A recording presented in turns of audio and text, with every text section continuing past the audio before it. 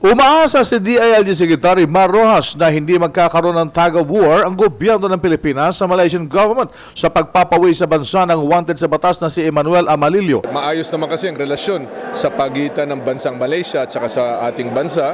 So hindi sana ito magiging dahilan na magkaroon ng strain ang relasyon, no? Dahil libo-libo ng ating mga kababayan ang nasaktan, talagang nadagok nitong panlolokong ito at nais talaga natin ng pamahalaan ni Pangulong Pinoy na dalhin sa katarungan si Mr. Amalillo. Si Amalillo ng Aman Future Group ay nakusahan ng mga nag-invest dito na itinakbo ang kanilang pera na nalikom nito na nagkakahalaga na mahigit sa 12 bilyong piso. Nagtago si Amalillo sa Malaysia bago lumabas ang warrant of arrest laban sa kanya noong nakarang November ng nakaraang taon. Sinabi ni Rojas na maliwanag na Filipino citizen si Amalillo base sa mga dokumentong pinanghahawakan ng mga otoridad. Ipag-ugnayan ng ating ambassador, si Ambassador Ed Malaya, dun sa Foreign Affairs Department ng Malaysia dahil ayos naman ang papeles, maayos ang papeles, may passport tayo, may birth certificate,